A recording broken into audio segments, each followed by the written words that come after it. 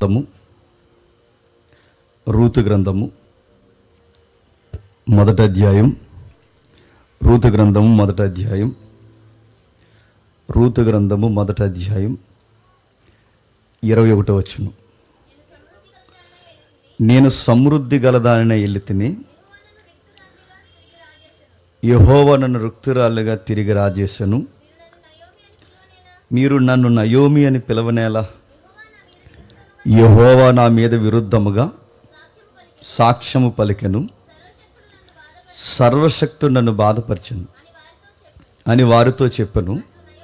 అట్లు నయోమియు ఆమెతో కూడా మోయాబీరాలైన రూతు అను ఆమె కోడలను మోయాబు దేశం నుండి తిరిగి వచ్చిరి.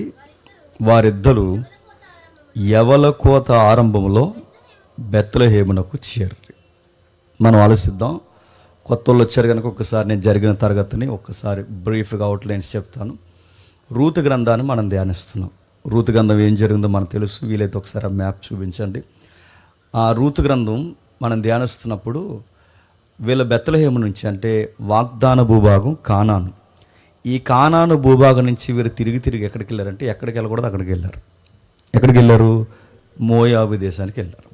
అంటే ఈ మృత సముద్రం ఏదైతే ఉందో ఆ దిగువ భాగం నుంచి వారు ప్రయాణం చేసి వారు మృత సముద్రానికి ఆవల మోయాబు ప్రాంతానికి వెళ్ళి చాలా తప్పు చేశారు. ఎంత తప్పు చేశారంటే వాళ్ళ వాక్యానికి విరుద్ధమైన నిర్ణయాన్ని తీసుకున్నారు. అది నిజంగా వాక్యానికి విరుద్ధమైన సంగతే. ఎందుకంటే మనం చూసాం లాస్ట్ వీక్ రెఫరెన్స్ మనకి. ఆ ద్వితీయోపదేశ కాండం ప్రకారం వాళ్ళు తీసుకున్న నిర్ణయం వాక్యానికి పూర్తి విరుద్ధమైనది. అలాంటి పూర్తి విరుద్ధమైన నిర్ణయాన్ని తీసుకుని వాళ్ళు ఎందుకు వెళ్ళారు అక్కడికి? కానాను భూభాగానికి కరువు వస్తే వాళ్ళు అనుకున్నారు, కానాను భూభాగానికి కరువు వస్తే ఇక దేవుడు మమ్మల్ని పట్టించుకోవడం అనుకున్నారు. మరి అవిశ్వాసపు మాటలు వాళ్ళకి ఎలా వచ్చాయో ఏంటో, పరిస్థితుల్లోంచి వాళ్ళు ఎలా మాట్లాడాలి అనుకున్నారో తెలియదు. కానీ కొన్ని విషయాలు వాళ్ళు విడిచిపెట్టి, అంటే దేవుడు వాగ్దాన భూభాగాన్ని, దేవుడు అబ్రహాము ఇస్సాకు యాకోబులకు ఇచ్చిన ఆ వాగ్దానాన్ని అక్కడే గాలి కొదిలేసి మోయాబు ప్రాంతానికి పోయారు. ఆ మోయాబు ప్రాంతానికి పోతే సాధించింది ఏంటి? దేవుడు వాగ్దానాన్ని, దేవుని వాక్యానికి, సహవాసానికి విరుద్ధంగా వెళ్ళి వాళ్ళు సాధించింది ఏంటి చెప్పండి? 10 ఏళ్ళు గిర్రను తిరిగేసరికి 2 కొడుకులు పోగొట్టుకున్నారు. 10 ఏళ్ళు గిర్రను తిరిగేసరికి భర్త పోయాడు, భర్త చనిపోయాడు, బిడ్డలు చనిపోయారు. ఏమి సాధించారు చెప్పండి? వాక్యానికి విరుద్ధంగా వెళ్ళిన ఆమె ఏమి సాధించింది? పోతే పోయింది. ఆ వెళ్ళిన ఆమె కుదురంగా ఉందా? ఈ నష్టాలు కష్టాలు పడిన తర్వాత సరిగ్గా అదే టైంలో అంట ఆమెకి ఎవరు ఇన్ఫర్మేషన్ ఇచ్చారు? ఏమైనా ఇన్ఫర్మేషన్ ఇచ్చారంటే, ఇదిగో నయోమి నీకు విషయం చెప్పాలి, మీ దేవుడు మరలా మీ దేశంలో సమృద్ధి పంటను దేవుడు ఆహారాన్ని ఇస్తున్నారు అనగానే ఆ మాట విని బయలుదేరే ముందు ఈ కోడళ్ళకి ఈవిడికి టాక్స్ జరిగాయి. ఆ జరిగినప్పుడు ఏం జరిగిందో మనకు తెలుసు. ఆ పెద్దావిడ చిన్నవాడు మనకు తెలియదు. కానీ ఆ వార్ప ఎవరైతే ఉందో అమ్మాయి లౌకికమైన లెక్కల ప్రకారం వెళ్ళిపోయింది. ఆ సీన్లో ఎవరన్నా అలానే చేస్తారు. వార్పా సెడ్డదండి, నేను రూతు బ్యాచ్ అనకండి. ఎవరైనా వార్పా ప్లేస్లో ఉంటే అలానే చేస్తారు. ఆలోచించుకుంది, ఈ ముసలిదాంతో ఉంటే రేపు లైఫ్ ఉండదు, నాకంటూ కొన్ని ముచ్చట్లు రంగులు ఉన్నాయి, ఇలానే ఈవిడితో పట్టుకుని నేను ఎలాడితే రేపు పొద్దున్న నా లైఫ్ ఏంటి? ఆవిడ చెప్తున్న ఆవిడే వెళ్ళిపోమని విల్లింగ్ ఇస్తుందిగా, ఆవిడే సొంతంగా నిర్ణయిస్తుందిగా వెళ్ళిపోమని, ఆవిడే వెళ్ళిపోమని చెప్పినప్పుడు నేను ఎందుకు వెయిట్ చేయాలని ఆలోచించుకుంది. లాస్ట్కి ఒక అగ్గిచ్చింది, వాళ్ళ అత్తయ్యకు ఒక ముద్దిచ్చింది. వెళ్తున్నాను అత్తయ్య, ఎక్కడున్నా నువ్వు బాగుండాలని ఈ గుండె కోరుకుంటుంది. అయిపోయింది, బొంద కోరుకుంటుంది. వెళ్ళిపోయిన తర్వాత మర్చిపోతుంది. వెళ్ళిపోయింది అక్కడి నుంచి. వెళ్ళిపోయిన తర్వాత ఈ అమ్మాయి ఉంది, ఈ అమ్మాయి వెళ్ళలేదు. ఆ అమ్మాయి సౌందర్యవతి, ఆ పేరుకు తగ్గట్టుగానే చాలా అందంగా ఉంటుంది. ఆ అమ్మాయి వెళ్ళమంటే వెళ్ళలేదు. ఒక మాట అంది, అత్తయ్య నువ్వు నాకు తోడెత్తుక్కోమని వెళ్ళిపోమంటున్నావు, కానీ నేను ఒక మాట అడుగుతున్నాను, నేను వెళ్ళిపోతే వృద్ధాప్యంలో నీకు ఎవరు తోడుంటారు? అలాంటి ఎథిక్స్ ఉన్న అమ్మాయిలు ఉంటే కుటుంబాలు బాగుంటాయండి. నేను వెళ్ళిపోతే రేపు పొద్దున్న నీకు ఎవరు ఉంటారు? రాకాసు కోడలు ఎక్కువైపోయిన ఈ కాలంలో రూతు గ్రంథం ఎప్పుడు చెప్పిదెబ్బలా ఉంటుందండి. ఆమె చూడండి, తన పెద్ద ఆవిడ్ని తల్లిలా భావిస్తూ నన్ను ఎక్కడికి పొమ్మంట, నన్ను ఎలా పొమ్మంటావు? నువ్వు వెళ్తాను, నాకంటూ ఒక లైఫ్, నాకున్న అందాన్ని బట్టి నాకు మంచి సంబంధం వస్తుంది, నేను సెటిల్ అయిపోతాను, కానీ రేపు పొద్దున్న నీకు గుప్పడి మెతుకులు పెట్టే వాళ్ళు ఎవరు ఉంటారు? అందుకని వెళ్ళలేను. నిర్ణయించుకున్నారు ఇద్దరు కలిసి. వాళ్ళ లైఫ్లో చేసిన మంచి పని ఏదన్నా ఉంది అంటే రిటర్న్ జర్నీ. అది వాళ్ళు చేసిన మంచి పని. ఒకవేళ వాళ్ళ ఎనదిరిగి కనుక రాకపోతే మళ్ళీ చెప్తున్నాను, రూత్ ఉంటే ఎవరో అప్పటికే మనకు తెలియదు. నయోమి అంటే ఎవరో ఎప్పటికీ మనకు తెలియదు. వాళ్ళ చరిత్రను ఈరోజు మనం చదువుకుంటున్నామంటే వాళ్ళ దేవుడిని ఎక్కిరించిన, దేవుడి మీద నిందలేసిన, దేవుడే మమ్మల్ని నష్టపరిచేసిన, వాళ్ళ సొంత నిర్ణయాలు తీసుకుని నష్టపోయినా ఈ రోజుకి మీరు గమనించండి, రూతు చరిత్ర లేదా నయోమి చరిత్ర మనం చదువుతున్నప్పుడు వాళ్ళ స్వనిర్ణయాల వల్లే వాళ్ళు నాశనం అయిపోయారని మనకు అర్థమైనా, అంత నిందలు వారు దేవుడి మీద వేసిన చివరికి వాళ్ళు చూడండి, దేవుడు తిరిగి వచ్చేసరికి దేవుడు మళ్ళీ వాళ్ళని అబ్జర్వ్ చేయడం స్టార్ట్ చేశాడు. చూస్తున్నాడు, దేవుడు ఏం చేస్తున్నాడు చూస్తున్నాడు. అక్కడ రాస్తున్న చివరి మాట చూడండి, ఆ చివరి మాట 22వ వచనంలో అట్లు నయోమియు ఆమెతో కూడా మోయాబీరాలైన రూతు అను ఆమె కోడలను మోయాబు దేశం నుండి తిరిగి వచ్చాడు. ఇక్కడ రిటర్న్ అనే మాటకి మూల పదం ఏవాడాడంటే ఎబ్రీలో సుబ్బాస్ అనే పదం వాడతాడు. అంటే దాని అర్థం ఏంటంటే ఆమె వెనక్కి తిరిగి వచ్చింది ఒక్క విషయంలోనే కదట, చాలా విషయాలకి ఎన్నిదిరిగి వచ్చిందంట. ఆధ్యాత్మిక జీవితంలో, భౌతిక జీవితంలో, పేదరికంలో, నిట్టూర్పులో, ఒంటరితనంలో ఒక్కటేంటి, ఆమె చాలా విషయాలు ఎన్నిదిరిగి వచ్చింది. ఏమి ఎన్నిదిరిగి రావడానికి కారణం, అంతకుముందు ఏముందని వెళ్ళింది. మోయాబు దేశంలో సంతోషం ఉందని వెళ్ళింది, ఆనందం ఉందని వెళ్ళింది. బెత్లెహేమును వదిలి ఆమె ఏమి ఎత్తుక్కుంటూ వెళ్ళింది. మోయాబు దేశంలో సంతోషము, ఆనందము, ఎన్నో విషయాలను వెళ్ళింది. మోయాబు దేశంలో ఏముంది చెప్పండి? నాశనం ఉంది. చాలామంది చేసే పొరపాటు ఏంటి చెప్పనా? దేవుణ్ణి వదిలేసి లోకంలోకి పోతారు. చాలామంది చేసే పొరపాటు ఏంటి చెప్పనా? సహవాసాన్ని వదిలేసి లోకంలోకి పోతారు. ఏముందిరా లోకంలో అని అడగండి, వాళ్ళు చెప్తారు లోకంలో ఏముందిరంటే ఏముంది. సంతోషం ఉందనుకుంటారు, ఆనందం ఉందనుకుంటారు, వాళ్ళ జీవితానికి రంగులన్నీ అక్కడే ఉన్నాయనుకుంటారు. కానీ ఒకరోజు గుర్తుపెట్టుకోండి, వాళ్ళు తిరిగి వచ్చి ఒక రోజు వస్తుందన్న సంగతి వాళ్ళు మర్చిపోయి వెళ్ళిపోతారు. లోకంలో సంతోషము, ఆనందం ఆ రోజు మోయాబి అనే లోకంలో అలాగే ఉందనుకున్నారు. అక్కడ సమృద్ధి ఉంది, ఆహారం ఉంది, సంతోషం ఉంది, చక్కటి పురుషులు ఉన్నారు వివాహం చేసుకోవడానికి అని వెళ్ళిపోయారు. క్షమించండి, స్త్రీలు ఉన్నారని వెళ్ళిపోయారు. వెళ్ళిపోయిన తర్వాత వాళ్ళకి ఏముంది? వాళ్ళు ఎక్స్పెక్ట్ చేసిన లైఫ్కి క్వైట్ ఆపోజిట్ ఈవెంట్స్ స్టార్ట్ అయ్యాయి. ఇప్పటివరకు ఎన్ని సంవత్సరాలు మీరు భక్తిని గడించారు లేదో నాకు తెలియదు, కానీ అది 5 ఏళ్ళ, 2 ఏళ్ళ, 10 ఏళ్ళ, 20 ఏళ్ళ, 30 ఏళ్ళ, 40 ఏళ్ళ నాకైతే తెలియదు. మీ సీనియారిటీ ఎంతో నాకు తెలియదు, కానీ ఒకటి మాట చెప్తున్నాను, ఇప్పటి వరకు దేవుణ్ణి విని, వాక్యం విని, ఇప్పటి వరకు మీరు దేవుణ్ణి చూసి, ఇప్పటి వరకు మీరు సంఘము సహవాసము రుచి ఎరిగి, మీరు ఏ సంఘాల్లో ఉన్నారో మీ సహవాసాలు ఏంటో నాకు తెలియదు, కానీ ఇప్పటి వరకు దేవుడితో పెనుగులాడి లోకంలో ఏదో ఉందని పోతే, మళ్ళీ చెప్తున్నాను, మోయాబురాలుకి, రూతుకి, నయోమి ఇశ్రాయేలు స్త్రీకి ఎదురైన దెబ్బ మీకు ఎదురవదని మాత్రం అనుకోకండి. ఖచ్చితంగా ఎదురవుతుంది. ఎందుకంటే దేవుని వాక్యానికి వ్యతిరేకంగా వెళ్ళిపోయినారు, ఎవరో బాగుపడరండి. కానీ వాళ్ళు తిరిగి వచ్చారు. తిరిగి వస్తే ఏమైంది? తిరిగి వస్తే దేవుడు అబ్జర్వ్ చేస్తున్నాడు, మాట్లాడుతున్నాడు. ఏం మాట్లాడుతున్నాడు? గాడ్స్ ప్లానింగ్ రూతు గ్రంథంలో ఉన్నదేంటి చెప్పిన, దేవుడు డైరెక్ట్ మాట్లాడినట్టు ఎక్కడ ఉండదు. రూతు గ్రంథంలో మీరు చూడండి, ఒక్క రెఫరెన్స్ కనబడదు. కానీ రూతు గ్రంథాన్ని మీరు జాగ్రత్తగా స్టడీ చేస్తే ఆయన ప్లాన్ ఆఫ్ యాక్షన్ అంతా కనబడుతుంది. అదే రూతు గ్రంథంలోని బ్యూటీ. అదే ఆయన ఎక్కడ డైరెక్ట్గా మాట్లాడినట్టు రూతు గ్రంథంలో యెహోవా సెలవిచ్చినది ఏమనగా ఈ మాటలు ఉండవు. యెహోవా బోయాజుతో మాట్లాడినది ఏమనగా ఈ మాటలు ఉండవు. రూతుకి యెహోవా సెలవిచ్చింది ఏమనగా ఆ రాత్రి యెహోవా దర్శించి ఎలాగూ సెలవిచ్చింది, ఈ మాటలు ఉండవు. కానీ రూతు గ్రంథంలో ఏముంటుందంటే ఆయన ప్లాన్స్ ఉంటాయి. తిరిగి వచ్చారు, మర్చిపోద్దు, తిరిగి వచ్చారు. అత్తా కోళ్ళిద్దరు తిరిగి వచ్చారు. తిరిగి వచ్చిన తర్వాత ఏం జరిగింది? 2వ అధ్యాయం స్టార్ట్ అవుతుంది. ఏం జరిగింది? ఎంత బ్యూటిఫుల్గా ఉంటుంది, జాగ్రత్తగా వినండి. దేవుడు మన జీవితాల్లో ప్లాన్స్ ఎలా గీస్తాడో మనకు అర్థమవుతుంది. ఒకసారి చూడండి, 2వ అధ్యాయం 1వ వచనం చూడండి. నయోమి పెనిమిటికి బంధువుడు ఒకడు ఉండెను, అతడు చాలా ఆస్తిపరుడు. అతని పేరు బోయాజు.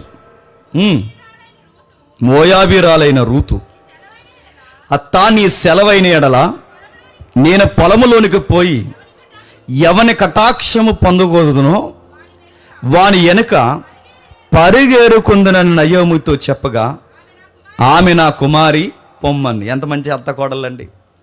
ఆవిడేమో అమ్మలా పిలుస్తుందట, ఆవిడేమో కోడల్ని చెప్పండి కుమారి అని పిలుస్తుందంట. ఇప్పుడు అది ఇంట్లో లేదు అన్నారంట. అది పెద్దావిడిని. ఈవిడంటది మెంటల్ది వచ్చింది మా కోళ్ళు మెంటల్ది అంట. ఈరోజు పిలుపులు చూస్తుంటే ఇదేమి రా బాబు ఎలా ఉందనిపిస్తుంది మనకి. కానీ ఆ రోజు చూడాలి ఎంత బాగా పిలుచుకుంటున్నారు చూడండి. వాళ్ళ అత్తను గౌరవిస్తూ, పైగా బాగా గమనించండి, వాళ్ళ అత్తగారికి ఫుడ్ పెట్టడానికి, వాళ్ళ అత్తగారికి ఆహారం సిద్ధపరచడానికి పర్మిషన్ మళ్ళీ ఎవరిని అడుగుతుంది చెప్పండి. ఎవరైతే యవనస్తున్నారో మీ అందరికీ చెప్తున్నాను, గుర్తుపెట్టుకోండి, మన మీద పెద్దోళ్ళు ఎవరైనా ఉన్నప్పుడు బయటకు పోతున్నప్పుడు పర్మిషన్స్ అడగాలి.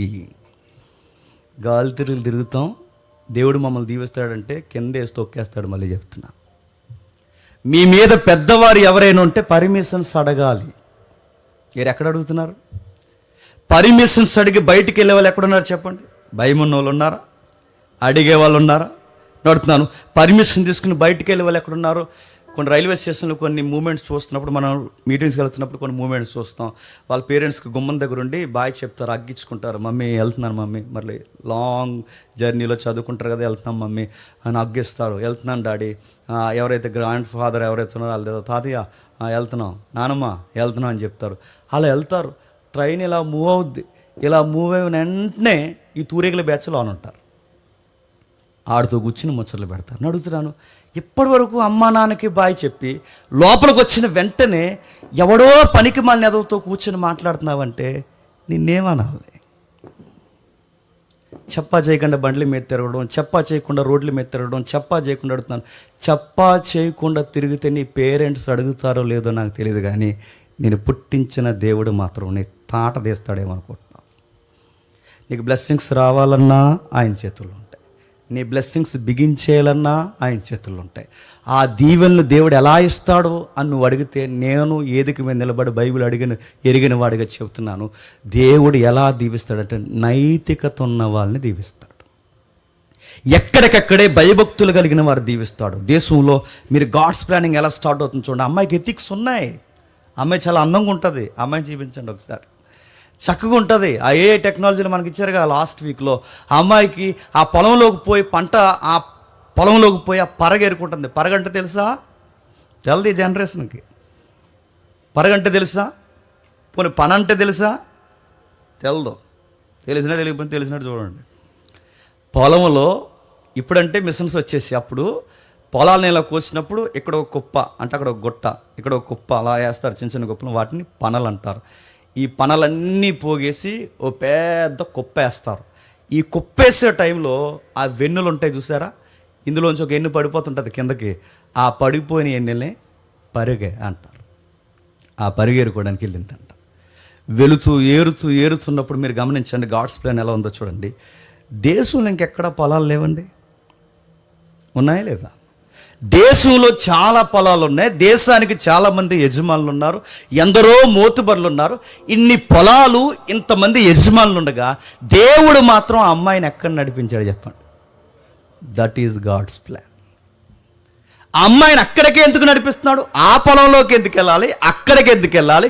ఈ అమ్మాయి ఇంకా పరగేరుకోవడానికి చాలా పొలాలు ఉండగానే బోయాజు పొలంలోకి ఎందుకు వెళ్ళాలి? దీన్నే గాడ్స్ ప్లానింగ్ అంటారు.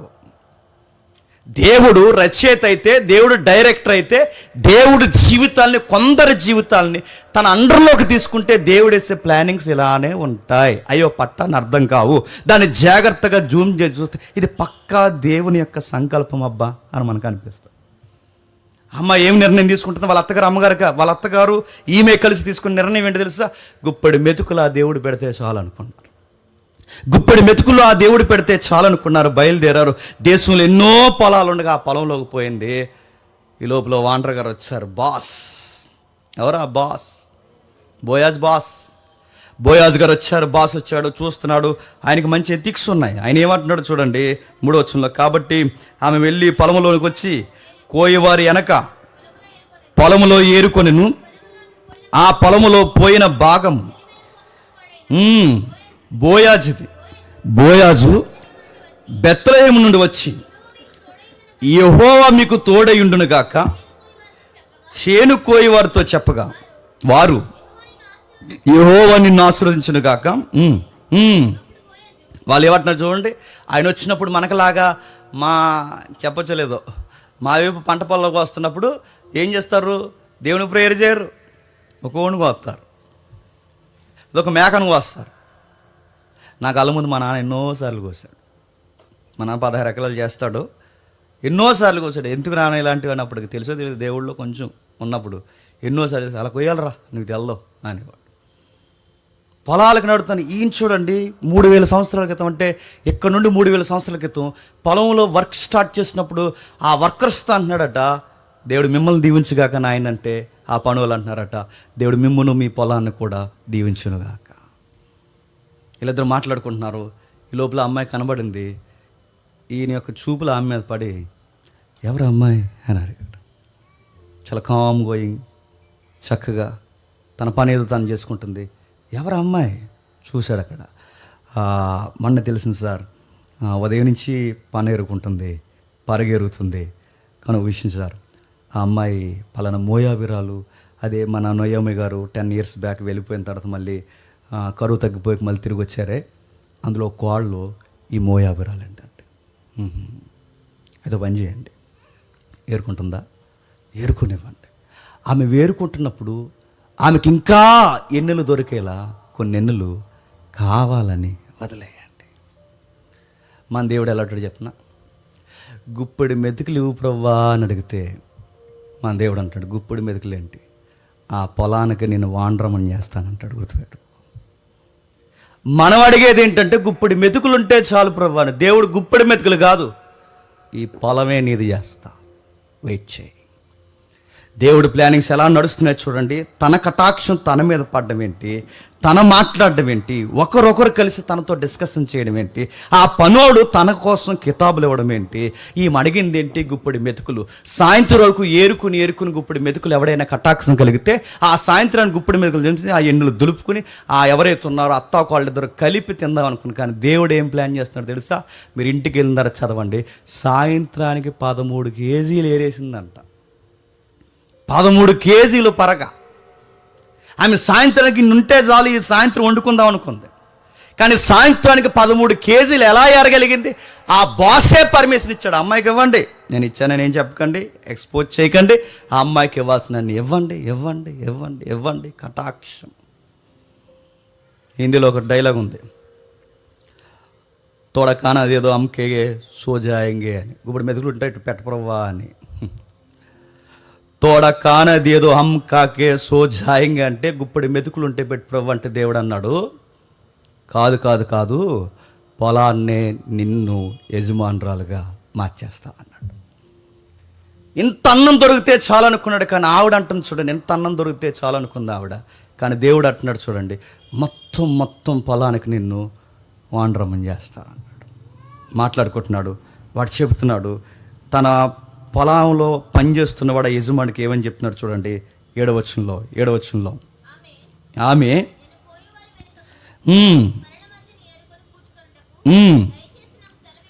దయచేసి నాకు సెలవిమ్మని అడిగాను. ఆమె వచ్చి ఉదయం మొదలుకొని ఇది వరకు ఏరుకొనుచుండెను. కొంతసేపు మాత్రము ఆమె ఇంట కూర్చుండని వాడు చెప్పాను. నా మాట వినుము, వేరొక పొలములో. ఆడేం చెప్తున్నాడట, ఆ పొలంలో పనిచేసేవాడు ఆఫీసర్కి లేదు, క్షమించాడు, ఆ యజమానికి ఏం చెప్తున్నాడట, సార్ ఆమెను ఉదయం నుంచి సాయంత్రం వరకు ఏరుకుంటుంది సార్ అని చెప్తున్నాడట. నేను అడుగుతున్నాను, ఎవరైనా తన గురించి అంత మంచి సాక్ష్యం చెప్పమని ఎవరికైనా చెప్పిందా? నా గురించి ఇంత మంచి సాక్ష్యం చెప్పని చెప్పిందా? మీరు గుర్తించండి, ఆమె హార్డ్ వర్క్ చేస్తున్నప్పుడు పబ్లిక్ తనను అబ్జర్వ్ చేస్తున్నారు. మీరు చూడండి. ధనవంతులు ఎలా అవుతారు చెప్పనా? తినేసి కూర్చుంటే అవరు. మళ్ళీ చెప్తున్నాను, ధనవంతులు ఎలా అవుతారంటే సోమరపనులు చేస్తే అవరు. ధనవంతులు ఎలా అవుతారంటే కష్టపడాలి.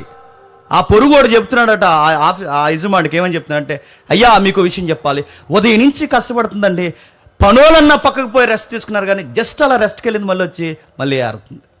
ఎంత కష్టం ఎరిగిన పిల్లండి ఈ పిల్ల. ఏరుతూనే ఉంది. అంటే ఒక యజమానికి తన కింద పని చేస్తున్నాడు, ముక్కు మొక్కం తెలియనోడు ఆ అమ్మాయి గురించి సాక్ష్యం ఇస్తున్నాడంటే ఇది ఎవరు ప్లానింగ్ అనాలి చెప్పండి?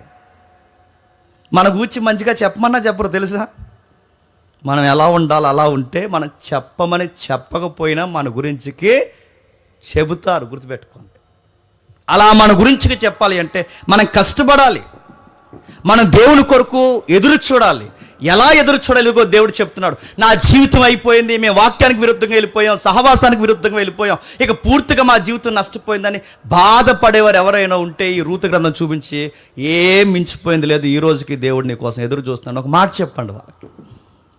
మీ ఫ్రెండ్స్లో, మీ కొలీగ్స్లో ఎవరైనా ఉంటే మా జీవితం అయిపోయింది, మా వివాహాలు ఎలా జరిగిపోయాయి ఏంటి, మా సంసారం ఎలా అయిపోయింది ఏంటి, మా స్నేహాలు, మా ఉద్యోగాలు, మా సంపాదన ఇలా నష్టపోయింది ఏంటి, మా ఆరోగ్య సమస్యలు రోజు రోజుకి ఇలా దిగజారిపోతున్నాయంటే, ఎవరైనా హోప్ లేకుండా బాధపడుతుంటే వాళ్ళకు ఒక మాట చెప్పండి, రూతును బాగు చేసిన దేవుడు, నయోమిని బాగు చేసిన దేవుడు మీ కుటుంబాన్ని కూడా బాగు చేసిన ఒక మాట చెప్పండి వాళ్ళకి. మీకు మాట చెప్పనా, ఇది బేస్ చేసుకుని మీరెంత చెడిపోతారో చెడిపోండి. నేను రెఫరెన్స్ ఇవ్వట్లేదు, మీకు లైసెన్స్ కూడా ఇవ్వట్లేదు. ఎంత చెడిపోయింది, ఎందుకంటే చెప్పినా చెడిపోకూడదని చెప్పినా చెడిపోతారు, ఇలా ఉండాలని చెప్పినా దానికి విరుద్ధంగా జీవిస్తారు. కానీ ఎంత చెడిపోతారో చెడిపోండి. కానీ ఒకరోజు వస్తుంది జీవితంలో, మీరు చేసిన చెడ్డ పనులకి, మీరు చేసిన క్రియాశీలకమైన పనులకి ఒకరోజు చనిపోయే రోజు వస్తుంది. ఆ చచ్చే లోపు నేను చెప్పిన మాట మాత్రం జ్ఞాపకం పెట్టుకోండి. లాస్ట్కి మీరు చేసిన ఈ దరిద్రం అంతా నెత్తిమీదకి వస్తుందిగా, ఆ చచ్చిపోయే టైంలో మాత్రం ఒక మాట గుర్తుపెట్టుకోండి, ఎన్ని వస్తే పట్టుకునే దేవుడు ఉన్నాడని మాత్రం మర్చిపోకండి.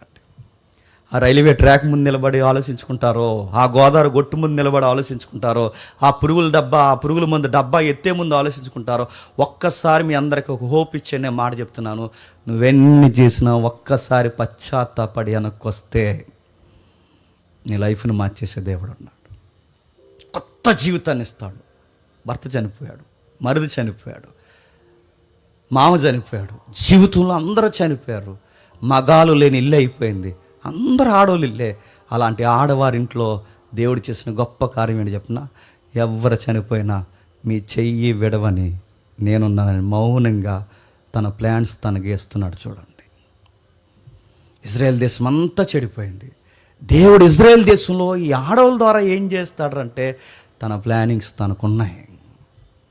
చట్టం పని చట్టం చేస్తుంది అనేది ఎంత వాస్తవమో, దేవుడు పని దేవుడు చేస్తాడనేది కూడా అంత వాస్తవం.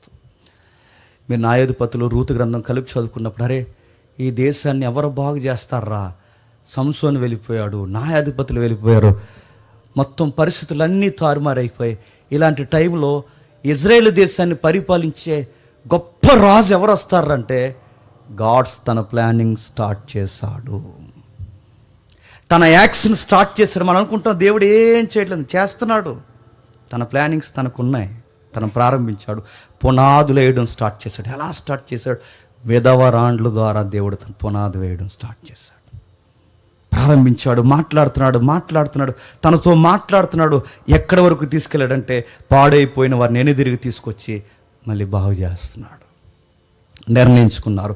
ఎలాంటి చిందరవందర పరిస్థితులు ఎలా మారిపోయినా ఒక్కసారి దేవుని కోసం మనం నిలబడితే దేవుడు చెప్తున్నాడు, విమోచించే విమోచకుడు నేను ఉన్నానని మాత్రం మర్చిపోకండి. ఆ 2వ అధ్యాయం 7వ వచనంలో ఒక మంచి మాట, 17వ వచనంలో ఒక మంచి మాట, సాయంత్రానికి ఎంత ఏరుందో అక్కడ రాస్తున్నాడు చూడండి. కాబట్టి ఆమె అస్తమయం వరకు ఆ చేనులో ఏరుకొనెను, అవి దాదాపు, అంటే మన లెక్కల ప్రకారం చెప్తున్నా, దాదాపు 13 కేజీలు ఏరేసిందంట. దాదాపు 13 కేజీలు నడుతున్నాను. డబ్బున్న వాళ్ళు ఎలా అవుతారు చెప్పండి? కష్టపడుతూ అవుతారు. కాస్త డబ్బులు ఎలా సంపాదిస్తే అవుతారు ఎలా సంపాదించగలని చెప్పండి? హార్డ్ వర్క్ చేస్తూ అవుతాం. తిని కూర్చుంటే ఎవరైనా, మళ్ళీ చెప్తున్నాను, తిని కూర్చుంటే ఎవరైనా లైఫ్లో బాగుపడతారా? దేవుడు కూడా రూతుని ఊరకే ఏమి దీవించలేదండి, రాసి పెట్టుకోండి. దేవుడు రూతుని ఊరకే ఏమి దీవించలేదు. ఆ అమ్మాయి సోమర కాదు, చెప్పండి, కష్టపడే పిల్ల, అందుకు బ్లెస్ చేస్తాడు. ఈరోజు ఆడపిల్లలు కష్టపడే పిల్లలు ఉన్నారా? 7 గంటలకు 8 గంటలకు బాగా 8 లేదండి, ఇంకా 9, 10. ఆ 9 గంటలకు వాళ్ళ మమ్మీని పిలిచిందంట, మమ్మీ బెడ్ కాఫీ అన్నారంట. ఈవిడ సంతూరు మమ్మీ, ఈవిడ సంతూరు బేబీ. ఆ పిలిచిన వెంటనే ఈ బేబీకి బెడ్ కాఫీ ఇచ్చేసారట. ఇప్పుడంతా అదే కదా ట్రెండ్, ఆ బెడ్ కాఫీ. అంటున్నాను, బెడ్ కాఫీలు తాగితే పళ్ళు ఏమవుతాయి చెప్పనా? సిగరెట్లు కాలుతారే సిగరెట్లు, ఆ సిగరెట్లు కాల్చినప్పుడు పళ్ళు ఎలా గారపడతాయో అలా పాసి మొక్కలతో టీలు తాగడం ఏంటండి? ఆ కంపు మళ్ళీ ఆ కప్పుకి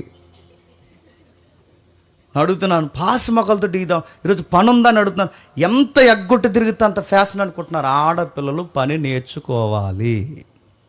దేవుడు ఆడపిల్లల్ని ఎలా దీవిస్తాడంటే, ఇదిగో రూతమ్మను చూడు, తన అందాన్ని, తన ఐశ్వర్యాన్ని, తన జీవితాన్ని రిస్కులో పెట్టొచ్చి తన అత్త వయసు అయిపోయిన ఒక ముసలిదాని కొరకు, ఒక వృద్ధాప్యంలో ఉన్న ఒక తల్లి కొరకు తన లైఫ్ని రిస్క్లో పెట్టి వచ్చి బయట ఎండలో పొలంలో పనలేరుతుందంటే, తన జీవితంలో తన అందాన్ని పాడు చేసుకుంటూ తన పేద విధవరాండ్లైన తన అత్త కోసం ఎంత రిస్క్ తీసుకుని కష్టపడి పనిచేస్తుందంటే, ఇలాంటి అమ్మాయిని దీవించకపోతే ఇంకెలాంటి అమ్మాయిని దీవించాలి చెప్పండి. తిమోతి పత్రికలో ఒక మాట ఉంది, మీరు చదివారా? సుఖభోగలమయందు సుఖించిన స్త్రీ చచ్చిన దాంతో సమానం అన్నారు. సుఖభోగంలో సుఖించే స్త్రీ అంటే పని చేయి, ఏదో ఒక పని చేయి, కనీసం గిన్నెలైన కడుగు, ఏదో ఒక పని చేయి, వాకిలైన తుడు, ఏదో ఒక పని చేయి. నేను అడుగుతున్నాను, మీ పెద్ద ఆయన చూస్తాడో, ఎదురింటోళ్ళు చూస్తారో, పక్కింటోళ్ళు చూస్తారో, మీరు పనులు చేయడం ఎవరు చూస్తారో లేదో నాకు తెలియదు, కానీ మీరు చేసే వర్క్ను మాత్రం ఎవరు చూస్తారు చెప్పండి? దేవుడు చూస్తాడు. మీరు చేసే పనులను బట్టే దేవుడు రేపు పొద్దున్న నీకు ఏ పని ఇవ్వాలో నిర్ణయిస్తాడు. ఖచ్చితంగా ఆడపిల్లలు పనులు చేయాలి. ఆ తల్లులకి మీరు చూడండి, దేవుడు నేర్పిస్తున్నాడు. అత్త కోసం ఎంత కష్టపడుతుంది. ఈరోజు అడుగుతున్నాను, అత్తని కష్టపడి పెంచే కోడళ్ళు ఉన్నారా? ఇబ్బంది పెట్టే కోడళ్ళు ఉన్నారు చెప్పండి. అత్త కోసం కష్టపడి, అత్తయ్య గారు మీరు ఇది తినరు కదా, మీకు ఉప్పు ఎక్కువ అవుతుందిగా, అత్తయ్య గారు మీకు సాల్ట్ ఎక్కువ అవుతుంది, ఇది అత్తయ్య గారు మీకు షుగర్ ఎక్కువ అవుతుందిగా, తగ్గిస్తాను అనే కోడలు లేరి. ఇదే వండం, తింటే తిను, అయితే మాని, ఇక మళ్ళీ కొత్త కూరలు ఒకటి నీకు. ఇలానే కోడలు, క్షమించండి, ఇలాగే కోడలు కొడుకు కలిసి ఒక తల్లిని అనాథాశ్రమంలో జాయిన్ చేశారు. ఇద్దరు కలిసి అనాథాశ్రమంలో జాయిన్ చేస్తే ఏమైంది? ఇద్దరు కలిసి అనాథాశ్రమంలో జాయిన్ చేస్తే 15 రోజులు బెంగ పెట్టుకుని ఆ పెద్ద ఆవిడ చచ్చిపోయింది. ఆ ఇల్లు ఎవరు కట్టారు తెలుసా? ఆవిడ కట్టింది. ఆ ఇంట్లో ఇలా సుఖం పడుతూ తిరుగుతున్నారు చూసారా? ఆవిడ కట్టిన ఇల్లు. ఆవిడ కట్టిన ఇంట్లో ఆవిడనే ఉండేకుండా తీసుకెళ్ళి అనాథాశ్రమంలో జాయిన్ చేస్తే భర్త లేని ఆ విధవరాండ్లు 15 రోజులకి బెంగ పెట్టుకుని చచ్చిపోయింది. ఇలాంటి మొండు కోడలు ఉన్నారు ఈరోజు.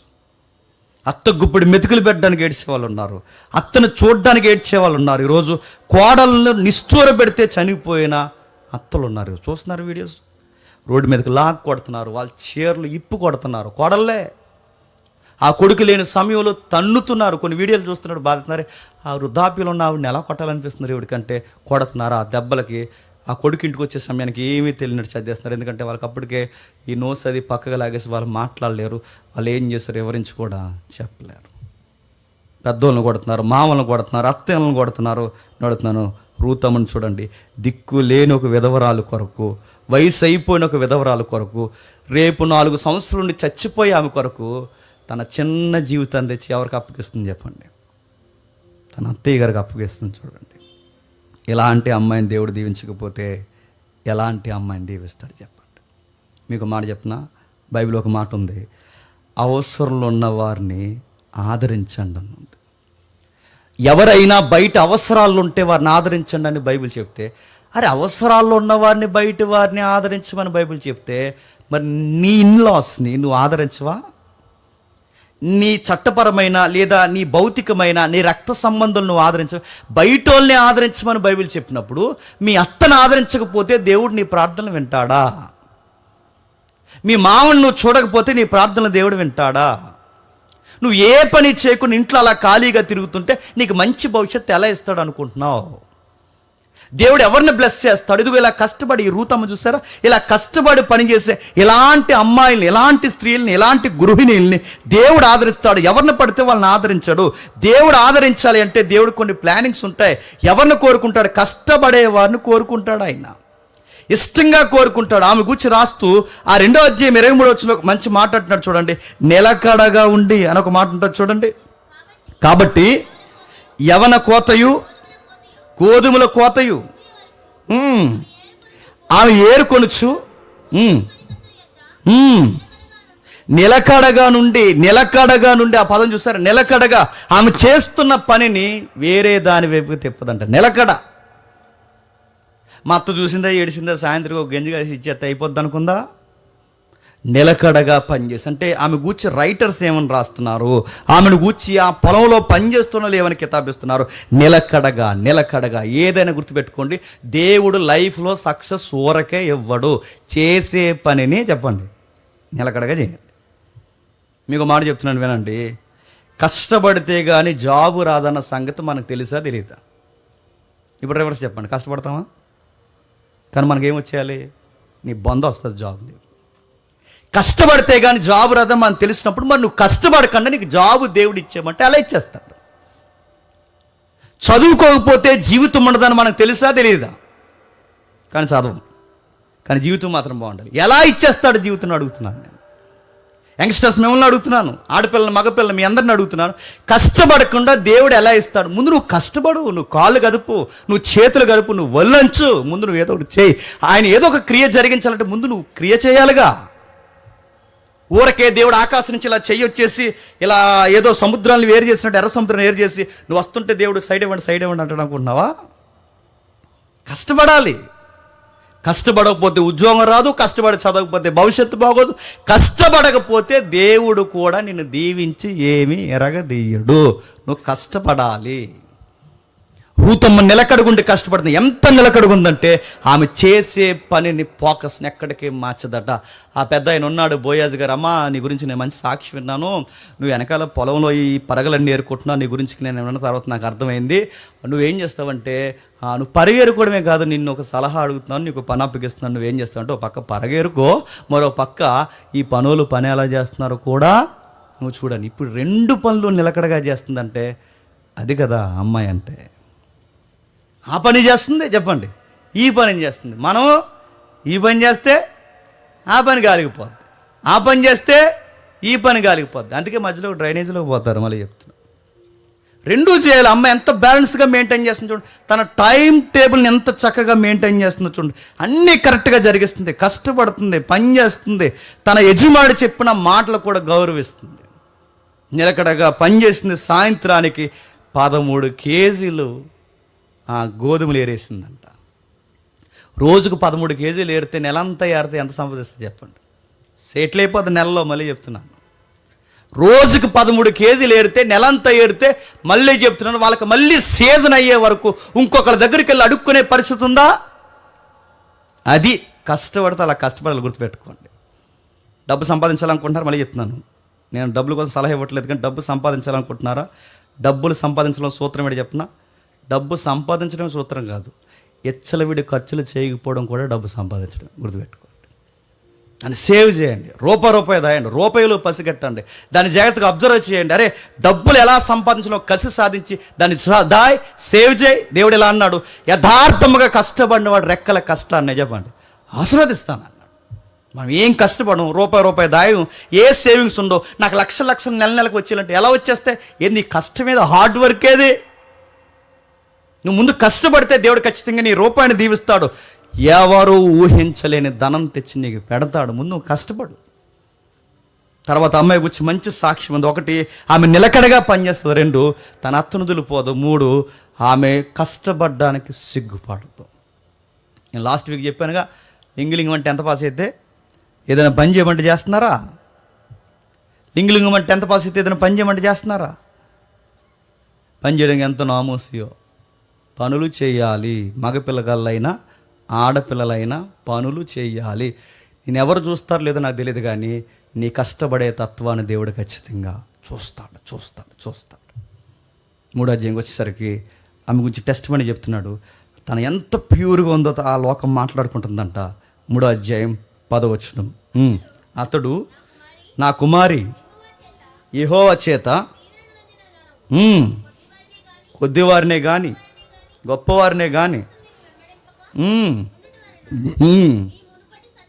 నీ మునుపటి సత్ప్రవర్తన కంటే వెనకటి సత్ప్రవర్తన మరీ ఎక్కువైనది. ఇక్కడ జాగ్రత్తగా వినండి.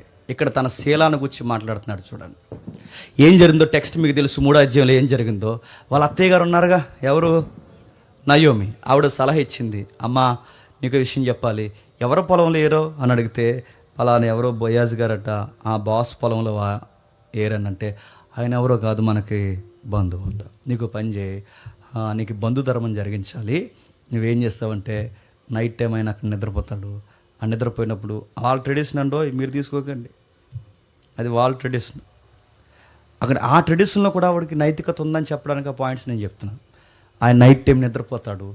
నిద్రపోయినప్పుడు ఏం చేస్తావంటే అక్కడికి వెళ్ళి తన కాళ్ళ దగ్గర ఆ దుప్పటి తీసుకొని కప్పుకొని అక్కడే నిద్రపో.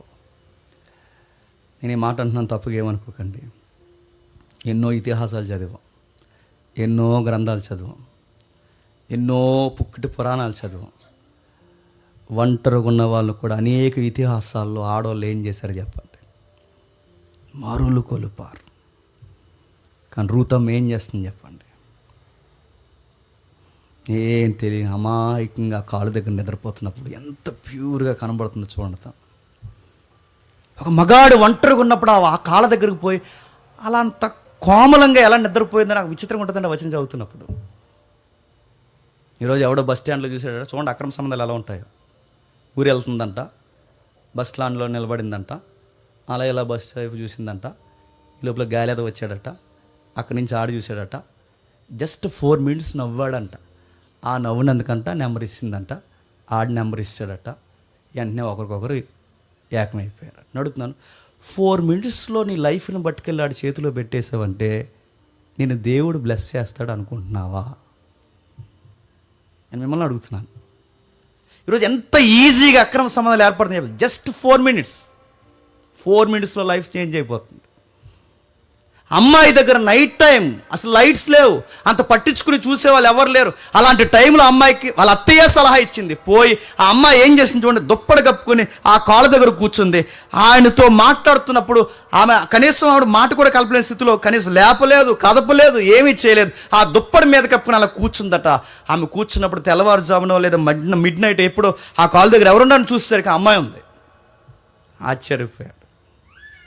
అమ్మాయి నీకు విషయం చెప్పాలి, ఒక విషయం అడగాలి, నీతో కొన్ని మాటలు మాట్లాడాలి. మా ఊర్లో చాలామంది లూజ్ క్యారెక్టర్లు అమ్మాయిలు ఉన్నారు, నాకు తెలుసు.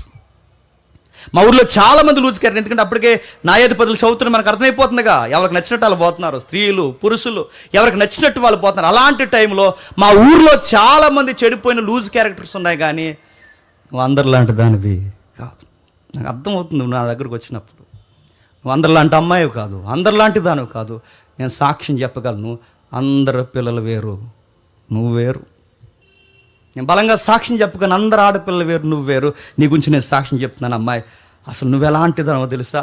నీ ప్రవర్తన, నీ యొక్క విధి విధానాలు నేను చూస్తున్నప్పుడు నాకు అర్థమవుతుంది, నీలాంటి దాన్ని దేవుడు దీవించకపోతే ఇంకెలాంటి దాన్ని దేవుడు దీవిస్తాడు. ఇప్పటి వరకు నీ భర్త చనిపోయిన ఇప్పటి వరకు ఎంత నిష్ఠా గరిష్ట కలిగి నువ్వు జీవిస్తున్నావంటే దేవుని కొరకు, అత్తయ్య కొరకు, కుటుంబం కొరకు, నైతికత కొరకు ఎంత కష్టపడి నువ్వు దేవుని కొరకు ఎంత నిష్ఠ కలిగి ఉంటున్నావంటే నీలాంటోళ్ళని దీవించకపోతే దేవుడు ఇంకెలాంటోళ్ళని దీవిస్తాడు. చాలామంది అడుగుతారు, నిష్ఠగా ఉండి ఏమీ చూడకుండా ఎవరితో మాట్లాడకుండా కసిగా బతికితే ఏటి లాభం అంటే, ఏటి లాభమో చెప్పనా? రూతమ్మలాగా రాణించేస్తాడు. మళ్ళీ చెప్తున్నాను, ఒక విధవరాళ్ళు చూసిన, ఎక్కడో దేశంలో ఒక మూలనున్న విధవరాళ్ళు చూసిన దేవుడు నిన్ను చూడ్డా? ఎక్కడో మూలనున్న ఒక విధవరాళ్ళు చూసిన దేవుడు నిన్ను నన్ను చూడ్డా? వాళ్ళ దేవుడే మన దేవుడిగా, మన దేవుడే వాళ్ళ దేవుడిగా, వాళ్ళనే చూసిన దేవుడు మనల్ని చూడటాన్ని అడుగుతున్నాను. కసిగా వాక్యాన్ని పట్టుకుని విశ్వాసము, భక్తి, ప్రార్థన, సహవాసము ఇలాంటి విలువలతో బతికితే ఏమొస్తుంది అంటే, ఏం రావడం ఏంటి? బ్లెస్సింగ్స్ ఎదురొస్తాయి. బోయాజు లాంటి బాస్ ఎదురొస్తాడు. మళ్ళీ చెప్తున్నాను, ఫిదా అయిపోతాడు. అమ్మాయి కాళ్ళ దగ్గర కూర్చుంటే అన్నాడట, నీలాంటి క్యారెక్టర్ని అమ్మాయిని నేను చూడలేదు, గొప్పవారిని కానీ కొద్దివారిని కానీ అసలు ఒక్కడికి ఐ కాంటాక్ట్ కూడా ఇవ్వలేదు. నువ్వు నీ క్యారెక్టర్ అమ్మాయి, నీ గురించి నేను విన్నాను, ఇప్పుడు ప్రత్యక్షంగా చూశాను, నీ గురించి ఎక్స్పీరియన్స్ నాకు వచ్చింది, నేను చెప్తున్నాను. నిన్ను ఎవరెవరు ఏమనుకున్నా నేను చెప్తున్నాను, నీ క్యారెక్టర్ మాత్రం నేను సాక్ష్యం ఇస్తున్నాను. నువ్వు యోగ్యురాలివి. కిందంటాడు, నువ్వు యోగ్యురాలివే కాదు, నా జనులందరూ ఎరిగిన యోగ్యురాలివి. అక్కడ మంచి మాట అంటాడు, యెహోవా చేత దీవులు నొందిన దానివి. ఎలా దీవులు వస్తాయి? కష్టపడే గుణం ఉంది కనుక దీవులు వచ్చాయి. ఎలా దీవులు వస్తాయి? వాళ్ళ అత్తయ్యని, పెద్దావిడిని గౌరవిస్తుంది కనుక దీవులు వస్తాయి. ఎలా దీవులు వస్తాయి? ఆ అమ్మాయి చేసే పనిలో నిపుణత ఉంది కనుక దీవులు వస్తాయి. ఆ అమ్మాయికి ఎలా దీవులు వచ్చాయి? గొప్పవాడిని కానీ కొద్దివాడిని కానీ ఏదో ఒక కుర్రోడిని చూసుకుని ఒక జంట కలుపుకుందాం అనుకునే రకం కాదు కనుక దీవులు వచ్చాయి. పొలంలో ఏరుకుంటున్నప్పుడట చాలామంది కుర్రోళ్ళు చూశారట. చూసింది ఆ కుర్రోళ్ళ వైపు, చూస్తున్నాడా నా ఎంకే చూస్తున్నాడా? అడగదు, అలాంటి పిచ్చి డైలాగులు. ఇప్పుడు బయట అన్నీ అయ్యే, ఈ పక్కన ఉంటుంది ఒక గాలిది, ఆ గాలి చెప్తుంటుంది, చూస్తున్నాడా నీ ఎంక? చూస్తున్నాడా? మళ్ళీ చూశాడా? మళ్ళీ చూస్తాడు. శ్మశానాన్ని తీసుకోవడం చూస్తాడు. చూడు, ఆడు చూస్తున్నాడా? చూస్తున్నాడు. నీ బొంద చూస్తున్నాడు అడుగుతున్నాడు. ఆడు చూస్తాడు, చేతపడేస్తాడు, అలా చూస్తున్నాడు. ఆడు చూడగాడు అడుగుతాడు, చూస్తున్నాడు. ఆడు చూడండి, నేను చూడను, చెప్పు ఆన్సర్. ఆ ఎదవ నిన్ను అడిగితే చూడండి అని చెప్పు. అలాంటి నిపుణత కలిగిన అమ్మాయిలు ఉండాలిగా. ఏరి చూస్తున్నాం, ఏరి ఎక్కడున్నారు చెప్పండి, ఏరి కనబడే వాళ్ళు ఏరని అడుగుతున్నాను. అలాంటి అమ్మాయిలు మురిసిపోతున్నారు. నలుగురు ఎవరైనా చూస్తే చాలు, చూస్తున్నారు. పెద్ద హీరోయిన్లు మోనాలిసాలాగా ఫీల్ అవ్వకండి, చూసినా చూడకండి, అప్పుడు మోనాలిసాకు బావవుతావు. రిప్లై ఇవ్వకండి, కనీసం చూడకండి. రూతమ్మకి ఎంతమంది పొలంలో ఎంతమంది ఉన్నా ఎవరిని పట్టించుకోలేదట. ఈ పాయింట్ కూడా నొక్కుతున్నాడు చూడండి. ఈ పాయింట్ మొగోడు కనుక, ఆ మొగోడికి అర్థం, మొగోడు చూపులు మొగోడికి అర్థమవుతాయి. ఆ మొగోడు కనుక ఆయన అంటున్నాడు, గొప్పోళ్ళు తిరిగారు, చెప్పండి, చిన్నోళ్ళు తిరిగారు, ఒక్కడేటి ఎంతమంది నీకు ప్రపోజ్ చేశారు, కానీ ఒక్కడ పట్టించుకున్నావా? అది రూత్ అంటే. అందుకే ఈ రూతు, నేను చూస్తున్నాను రూతు, నువ్వు నిజంగా నీ పేరుకి తగ్గ సౌందర్యవంతివి, సౌందర్యం కలిగిన దానివి. నీ ప్రవర్తన మునుపటి ప్రవర్తన కంటే సత్ప్రవర్తన మరీ ఎక్కువైనది. ఆ మోయాబు దేశంలో ఉన్నప్పుడు ఎంత గొప్పదానివని సాక్ష్యం విన్నావో, మా దేశంలోకి నీ భర్త చనిపోయి వచ్చిన తర్వాత కూడా జీవితాన్ని నడుము కట్టుకుని బతక చూసావా? ఇలాంటి అమ్మాయిలు మా దేశంలో ఉండాలబ్బా. మా ఇజ్రాయెల్ దేశంలో అసలు అమ్మాయిలు అంటే మా ఇజ్రాయెల్ దేశంలో ఉండాలి. మా దేశం అంతా పాడైపోయింది, కానీ నా ఊరిలో, మా ఈదులో, మా పట్టణంలో, మా దేశంలో ఇలా పాడైపోయిన అమ్మాయిల మధ్య ఒక అన్యురాలివి మా దేశానికి వచ్చి ఎంత ప్యూర్గా బతుకుతున్నావు. నీలాంటి దాని సంబంధం వచ్చినప్పుడు నేను ఎలా కాదనగలనని కళ్ళు మూసుకుని ఏం ఆలోచించకుండా ఓకే చెప్పేశాడు. చూడండి, ఏం ఆలోచించకుండా ఓకే చెప్పాడు. అమ్మాయి మాట్లాడుతుందంట.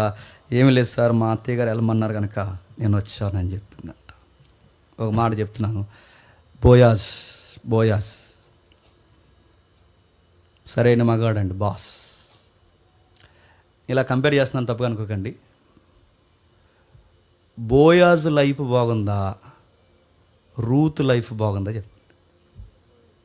చెప్పాలి.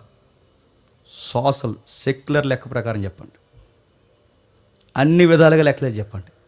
బోయాజ్ లైఫ్ బాగుందా, రూత్ లైఫ్ బాగుందా? బోయాజ్ లైఫే బాగుంది.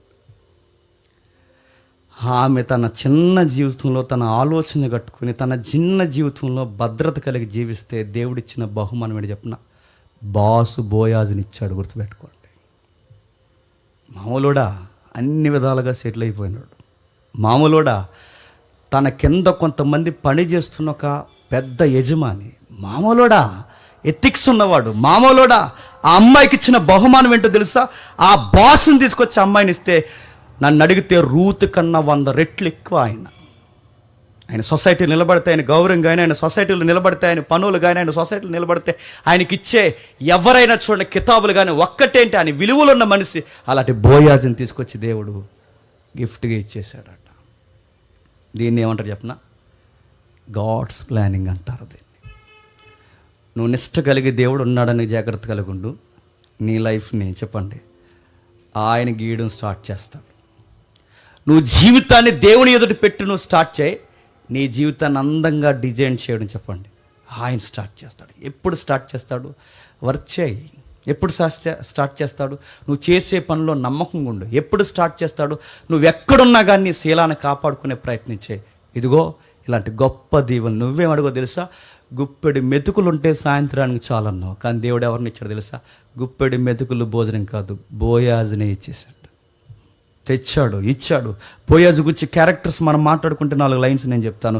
బోయాజు గురించి మాట్లాడుకుంటే అతను గొప్ప వ్యక్తి. ఆ గొప్ప వ్యక్తి ఏమంటాడు చూడండి, 3వ అధ్యాయం 7వ వచనంలో, బోయాజు మనసు సంతోషించినట్లు అన్నపానములు పుచ్చుకొని లోపలకు పోయి ధాన్యము వద్ద పడుకుని ఉన్నప్పుడు ఆమె మెల్లగా పోయి అతని కాళ్ళ దగ్గర ఉన్న బట్ట తీసి పండుకొని. ఇప్పుడు బాగా వినండి, ఒక చీకట్లో ఒక అమ్మాయి అలాంటి టైంలో అక్కడికి వచ్చి తన దగ్గర నిద్రపోయినప్పుడు ఎవడైనా అయితే ఏం చేస్తాడు చెప్పండి?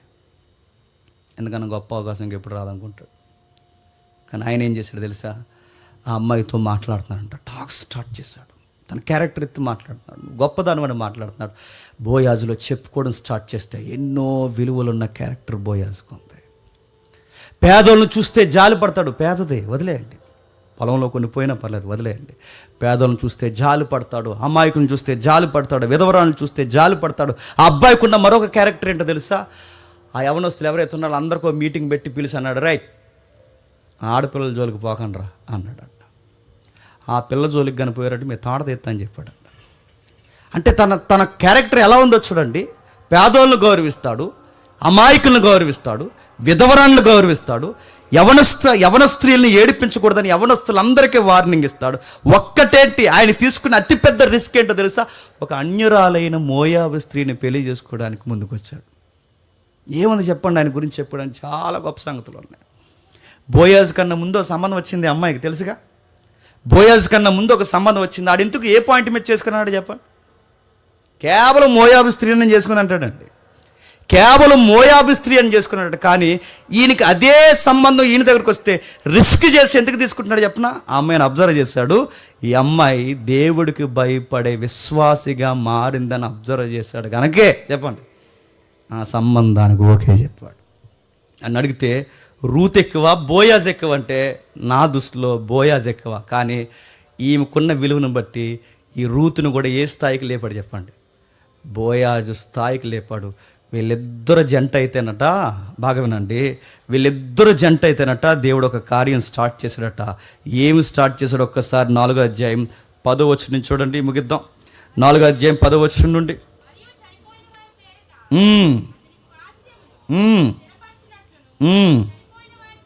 అని చెబుతూ ఇంటికి వెళ్ళిన తర్వాత చదవండి 17వ వచనంలో. ఆమె పొరుగు స్త్రీలు నయోమి కొరకు కుమారుడు పుట్టునని చెప్పి అతనికి ఓబేదు అని పేరు పెట్టరి. అతడు దావీదు తండ్రి అయిన యెష్షే యొక్క తండ్రి. ఇప్పుడు చెప్పండి, ఒక విధవరాండ్ల కుటుంబం నుంచి దేవుడు ఎవరిని తీసుకొస్తున్నాడు చెప్పండి? కింగ్ ఎవరు? దావీదు. ఇప్పుడు చెప్పండి, ఎప్పుడైనా ఎక్స్పెక్ట్ చేయండి దావీదు ఇలాంటి విధవరాండ్ల కుటుంబం గర్భంలోంచి వస్తాడని ఎక్స్పెక్ట్ చేశామా? అసలు ఊహిస్తామా? ఆ జనరేషన్లో మనం నిలబడితే అరే ఇశ్రాయేల్ని బాగు చేయబోయే ఒక ఉన్నతమైన రాజు ఈమె గర్భంలోంచి వస్తాడంటే ఎప్పుడైనా మనం ఊహించగలం ఆ తరంలో ఉంటే? కానీ ఆమె ఊహించలేమిది. ఆమె ఊహించలేనిది కూడా దేవుడు ఊహించాడు. ఆమె ఎప్పుడు అనుకున్నది కూడా దేవుడు అనుకున్నాడు. ఆమె పట్టుకోలేనిది కూడా దేవుడు పట్టుకున్నాడు. ఒక్కటే అంటే రెండేంటి? ఆమె లెక్కలు తారుమారవడమే కాదు, దేశాన్ని దేవుడు ఎలా బాగు చేస్తున్నాడంటే యవనస్తులు, వృద్ధులు, పెద్దవారు, చిన్నవారు అందరూ చెడిపోయినప్పుడు దేవుడు దేశాన్ని బాగు చేయడానికి ఎవరిని రప్పించబోతున్నాడంటే ఒక కింగ్ రాబోతున్నాడు. ఆ కింగ్ పేరు డేవిడ్ అయితే ఆ డేవిడ్ ఎవరి గర్భాన్ని రాబోతున్నాడు చెప్పండి? విధవరాల గర్భాన్ని రాబోతున్నాడు. ఆ విధవరాల జీవితానికి ఒక నూతన జీవితం ఇవ్వబోతున్నాడు. తన జీవితానికి బోయాజ్ అనే ఒక బంధాన్ని కలపబోతున్నాడు. ఆ బంధాన్ని కలిపి ఇదిగో రాజు, ఇశ్రాయేలు రాజు, జీవితాన్ని మార్చేసే రాజు దావీదుని తీసుకురాబోతున్నాడు. రూతు గ్రంథం చదువుతుంటే ఏమర్థమవుతుంది చెప్పండి? ఎనిదిరిగి వచ్చిన అత్త జీవితాన్ని మార్చిన దేవుడు, అత్త కొరకు నిలబడిన కోడలు జీవితాన్ని నూతనంగా మార్చేసిన దేవుడు, బోయాజు లాంటి బహుమానాన్ని తెచ్చి తన జీవితంలో దేవుడు ఇవ్వడానికి కారణం నీతికి పడి నిలబడింది కనుక ఆ అమ్మాయి గుర్తుపెట్టుకోండి. ఎక్కడికక్కడే సూపులు కలిపి 2 నిమిషాల్లో మారిపోయి లైఫ్ని ఎక్కడ పడితే అక్కడ లూజ్ క్యారెక్టర్ ఉన్నవాడిని దేవుడు ఎప్పుడు బ్లెస్ అయ్యాడు. మళ్ళీ చెప్తున్నాను, కష్టపడాలి, నీ పని ఏంటో నువ్వు చూసుకోవాలి, నీ పనిలో నిపుణత కలిగి ఉండాలి. దేవుడు నీకంటే ఒక జీవితాన్ని, దేవుడు నీకంటే ఒక బాధ్యతను ఇచ్చినప్పుడు ఆ పని చేసుకుంటూ వెళ్ళిపో. నీ పనిలో నువ్వుండగా నీ మీద ఆయన పనిలో ఆయన ఉంటాడు. తగిన సమయమందు సమస్తము సమకూర్చి జరిగిస్తాడు. ఎంటైర్ స్టోరీలో నాకు స్ట్రైక్ అయ్యే పాయింట్ ఏంటి చెప్పిన? ఈవిడ ఈ పొలానికి కాకుండా ఇంకా ఏ పొలానికన్నా వెళితే ఈ సంబంధం సెట్ అవుతుందా? ఇప్పుడు చెప్పండి, ఈ పొలానికి పంపింది ఎవరో? That is God's plan. అంతే, దేవుడే తనకు పొలానికి వెళ్ళాలా పరిస్థితి సమకూర్చాడు. ఎన్నో పొలాలు ఉన్న ఆవిడ ఆయన దగ్గరికి ఎందుకు వెళ్ళిందంటే దేవుడు ప్లాన్ చేస్తున్నాడు. ఎక్కడికి ప్లాన్ చేస్తున్నాడంటే మీరు గమనించండి, ఇక్కడి నుంచి భవిష్యత్తు తరాలకి దావీదు వచ్చేంత వరకు ప్లాన్ చేశాడు. ఒక్క మాట చెప్పి నేను ముగిస్తాను. నువ్వు హానెస్ట్గా నిలబడితే నీ ఇంపాక్ట్ ఎవరి మీద పడుతుంది చెప్పిన? నెక్స్ట్ జనరేషన్ మీద పడుతుంది. గుర్తుపెట్టుకోండి. రూత్ అనే ఆ ప్రభావం ఎక్కడి వరకు పడింది చెప్పండి? దావీదు తరాల వరకు పడింది. మీకు చెప్తున్నాను, ఈ జనరేషన్లో మనం కసిగా నిలబడితే మన యొక్క ప్రభావం, మళ్ళీ చెప్తున్నాను, నెక్స్ట్ జనరేషన్ మీద పడుతుంది. మన జనరేషన్ ఎంత అండి? గట్టిగా తిప్పి కొడితే 60 సంవత్సరాలు. 60 సంవత్సరాల తర్వాత ఇంకొక 60 లేదా ఇంకొక 100 సంవత్సరాలు మన తరాలు మాట్లాడుకోవాలి అంటే ముందు నువ్వు నిలబడితే రాజుల్లాంటి కొడుకులు, రాజుల్లాంటి వ్యక్తులు, రాజుల్లాంటి సమూహము దేవుడు నీలో నుంచి స్టార్ట్ చేస్తాడు. అసలు ఊహించండి, రూతు గ్రంథంలో నాశనం అయిపోయిన 2 ఎదవరాండ్లు, జీవితం ఓడిపోయింది అనుకునే 2 ఎదవరాండ్లు ఎనిదిరిగి వచ్చి దేవుడికి మాట ఇచ్చి, దేవా నువ్వే ఉన్నావని నీతికి పడి నిలబడితే దేశంలో రాజుల్ని ఎతకలేదు, సౌలు కుటుంబాన్ని ఎతకలేదు, ఎవరిని ఎతకలేదు, భవిష్యత్తులో వీళ్ళ ద్వారా మార్చాలని ఎవరిని అనుకోలేదు. కానీ దేవుడు ఎవరిని ఎత్తుకున్నాడు తెలుసా? ఆ నమ్మకంగా మూలం జీవిస్తున్న ఆ పేద కుటుంబాన్ని దేవుడు ఎత్తుక్కున్నాడు. నేను ముగించే ముందు ఆ పేదరాలను చూసిన దేవుడు నిన్ను కూడా చూస్తాడు. ఆ విధవరాలను చూసిన దేవుడు నిన్ను కూడా చూస్తాడు. ఆ అమాయకులను చూసిన దేవుడు నిన్ను కూడా చూస్తాడు. దీంట్లో మనం నేర్చుకోవాల్సిన సూత్రం ఒకటే: నీతికి పడి నిలబడండి, నీతి కొరకు ఆకలి దప్పులు కలిగి ఉండండి, చేసే పనిని నమ్మకంగా చేయండి. నీ చేయి పట్టుకునే దేవుడు నేను విడువక ఎడబాయక నీకోసం ఎదురు రావడానికి ఆయన సిద్ధంగా ఉన్నాడు. కాకపోతే నువ్వు చేయాల్సిన పని ఒకటే, మళ్ళీ ఎనిదిరిగి రా. ఎక్కడి వరకు ఊరుకుపోయావో మాకు తెలియదు, లోకంలో ఎక్కడి వరకు పోయావో మాకు తెలియదు, ఏం చేసావో తెలియదు. ఎనిదిరిగి రా. ఒక్కసారి ఎనిదిరిగి వస్తే మళ్ళీ నీకు నూతన జీవితాన్ని ఇవ్వడానికి దేవుడు సిద్ధంగా ఉన్నాడు.